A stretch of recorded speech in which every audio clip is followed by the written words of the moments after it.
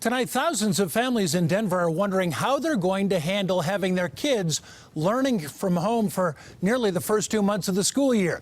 DPS says it won't be ready for in-school learning in time. So students will be learning from home for at least the first quarter. We know the return to school is top of mind for many families across our state. So we're going to spend a lot of time in the weeks ahead talking about the changes. I want to take a look at what's happening with some of the biggest districts. Remote learning will continue in Denver until at least October 16th. In Aurora, the hope is to get students back on campus by October 8th. Adams, 12 students will work remotely until September 25th.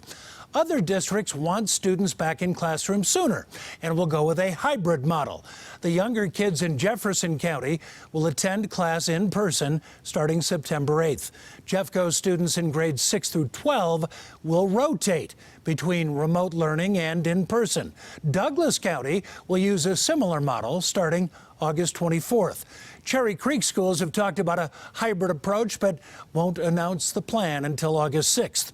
Our Karen Morfitt taking a closer look at the decision DPS announced today. Karen, we know it sets off a lot of frantic planning for a lot of parents. Absolutely, Jim. And the district says it was done all in the name of safety, which many parents understand, but they say it doesn't change how difficult this transition will be.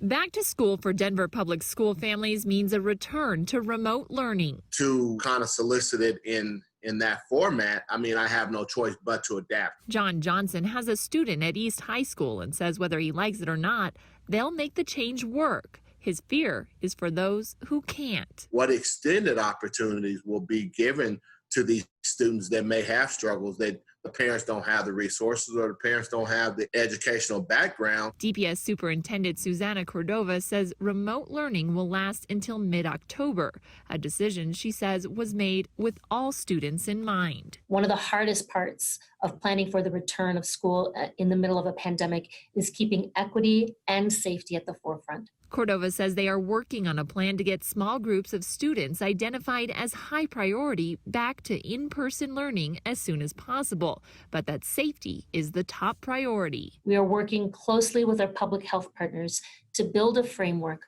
to monitor key metrics that will inform our planning. For parents like Johnson, the most important thing going forward is ensuring a quality education. Make sure that the students are getting what they need. Is accountability going to be there?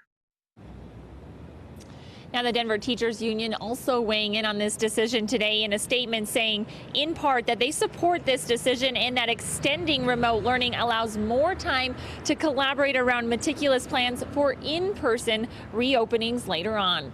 For now, we're live in Denver. Karen Morfitt covering Colorado First.